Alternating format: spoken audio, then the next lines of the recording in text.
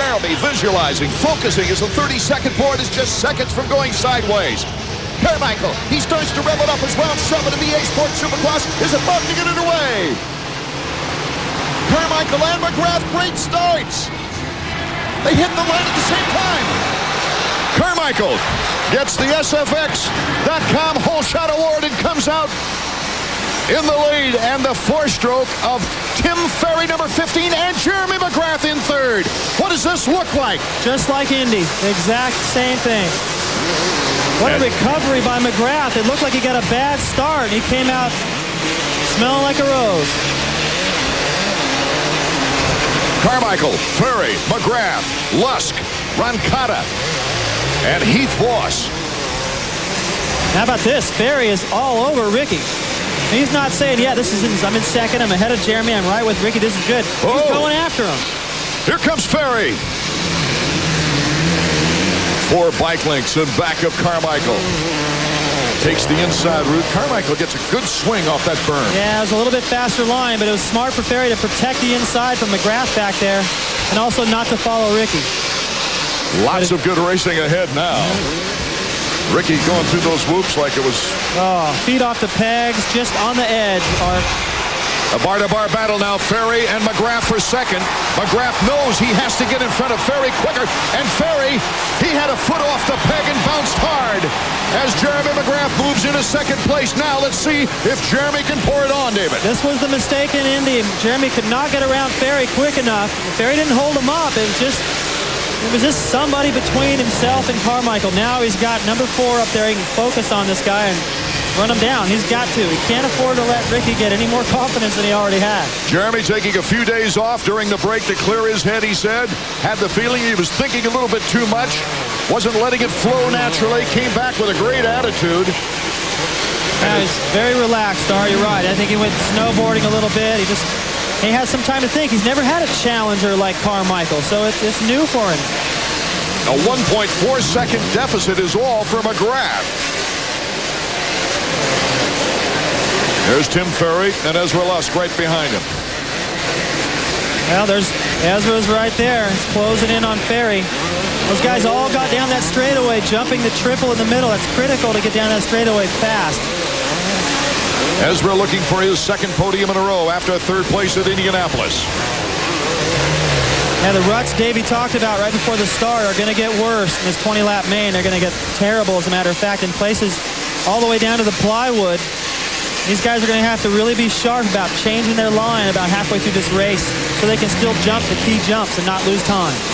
You've seen McGrath's helmet, the black with the number 3 in honor, in memory of Dale Earnhardt.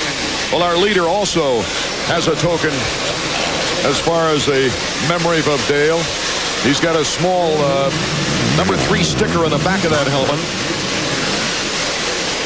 These guys are going through this whoop so much faster than they did in the heat race earlier.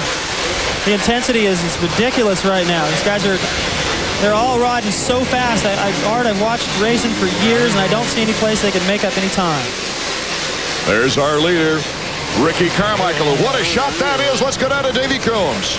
Well, you guys know that Ricky Carmichael was the 4-time national motocross champion. Jeremy McGrath with 7 Supercross wins. This is the same problem that Jeremy had in San Diego. This is a motocross track.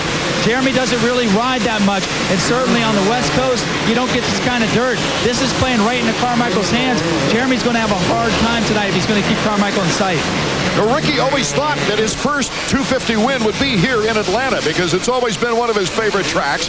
It wasn't his first 250 podium last year, but it was one of his most significant because he felt that after that 3rd place finish in Atlanta last year, he told us, David Bailey, that now I know I'm doing the right things to win a 250 race. And by golly, he turns right around and wins Daytona the very next week. Yeah, he's definitely not leaving anything to chance. You know, his preparation during the week, his schedule of training and riding, it's all coming together. And you know, if he hadn't won all those outdoor titles, we've talked about this before, but it's important because everything starts to change when you get into a points lead, especially when McGrath's the guy breathing down your neck, and Ricky knows how to handle that. It's been outdoors and not against Jeremy, but it's still the same thing. Look at the race. McGrath is passing a lapper, but the race is on for third. Ferry and Lusk. Lusk has made the pass. Not that far away from McGrath either. Meanwhile, Carmichael looks for his very first Atlanta 250 win. 7. And of course, 1998, he had a perfect season at 125s where he won again here in Atlanta. Well, right now, he's got to ride flawless because McGrath is keeping pace with him. Look at LaRocco and Moncada going at it. And LaRocco started in 12th position, is now up to 7th, looking to pass Moncada. He does. Passes him for 6th place. So once again, LaRocco on the move after a so-so or poor start.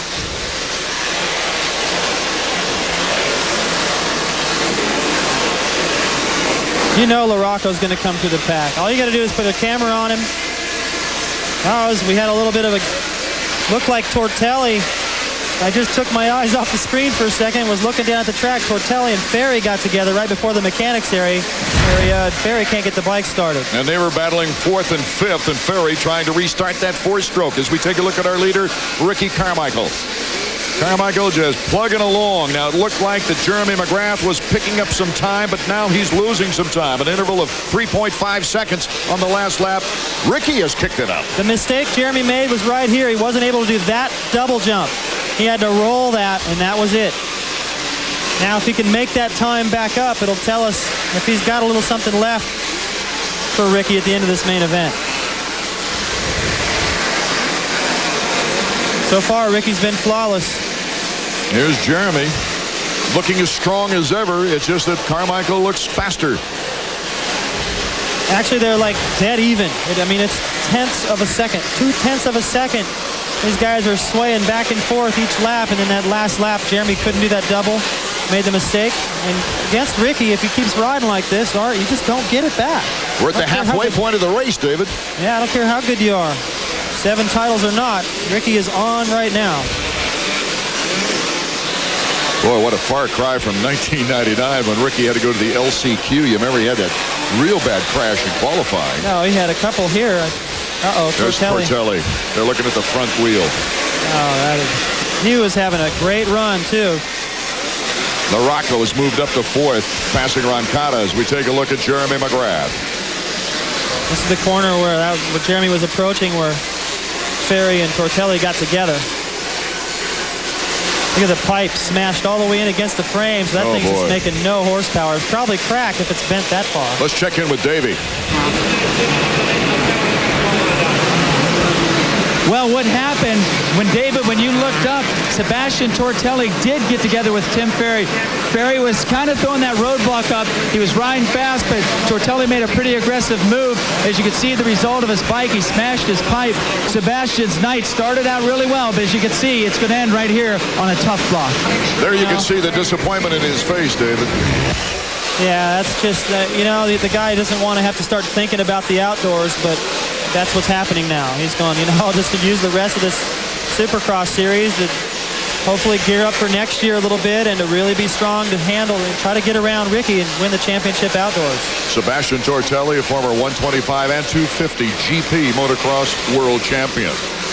Look how fast Ricky he explodes out of corners. The clutch has become so important for these guys. They just pull it in a little bit. It gives the bike, it builds the RPMs, and when they let it out, it's an explosion of power. Ricky is using the clutch when he lands off a jump. The power of the bike is not enough for him. He needs it even more. Just past Michael Byrne in 15th place. Ricky Carmichael, look at there, the Honda stopwatch.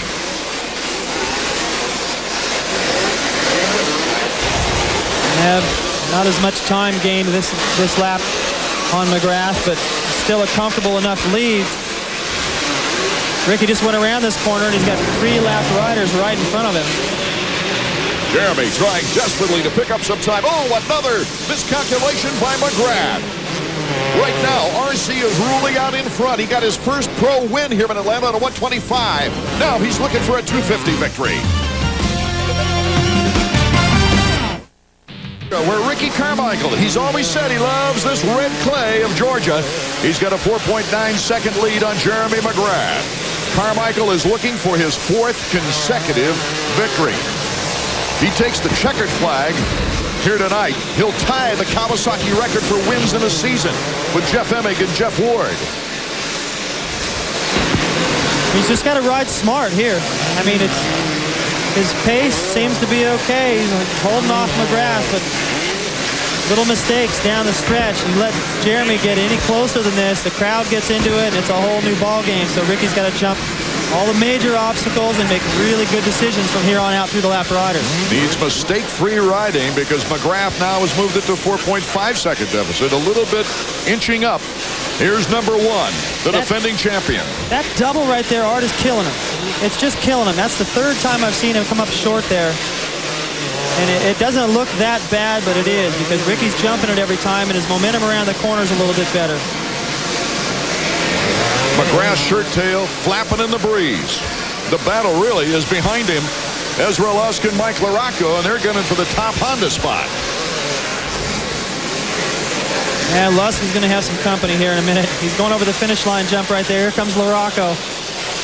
That's not a good thing to have in your rear view. And the local fans here in Georgia, of course, they want Ezra to stay out in front. Well, they better start making some noise now. Yes. Mike catches you so fast. There's Jeremy trying to stay clear of the ruts over the triple there. This is the section where he's approaching, where he's been making a mistake. He's taken the far right side of the whoops, where Ricky's over on the left. See if he can get this double done. Nope. And he's just losing it. It's not bad. He's losing just a little bit of time there every lap.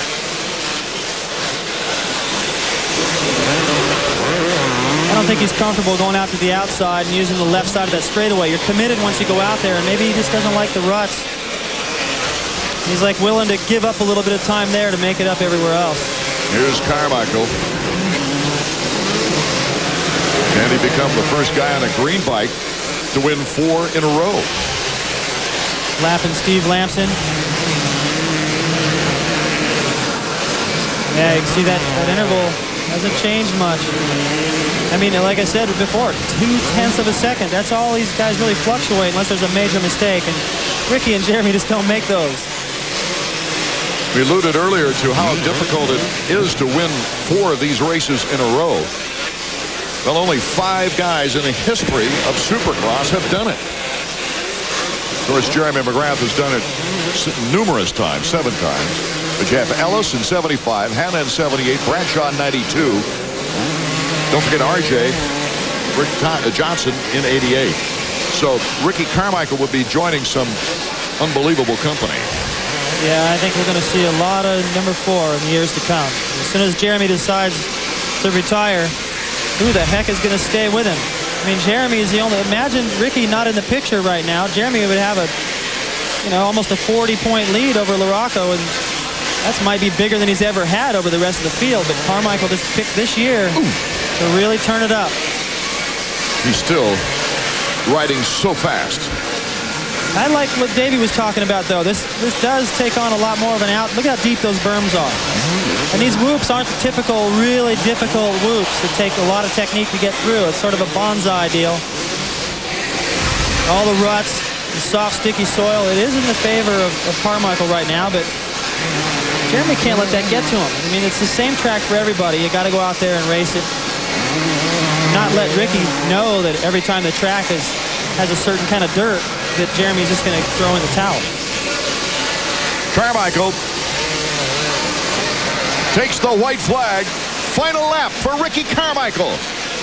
You know, he will have led 81 laps in, what are we at? 7 races now? Pretty impressive. I'll tell you what, if you look just coming out of the tunnel, that's just to the left of the screen there, McGrath, not that far behind. So it's, even if you lose, you still want to let the guy that wins know, hey, I'm right there. One mistake. Lusk and LaRocco bang after that. But Ricky Carmichael has turned the tables on McGrath. Last year, McGrath won his 4th straight race here in Atlanta. He led all 80 laps of those 4 races. This time around, Ricky Carmichael is looking for his 4th consecutive victory. Be smart. A 4-second lead he has on his board. If you want to get technical, it's actually a 4.444. Look at the flashbulbs. The crowd is going nuts. They're on their feet for a lot of different reasons, but mainly Lusk is trying to hold off LaRocco in the last turn. The checkers for number 4, Ricky Carmichael. Look at there. Number 11, Ezra Lusk in front. Barely edging out Mike LaRocco for third. Jeremy McGrath, of course, sandwiched between Carmichael and Lusk, taking second place once again.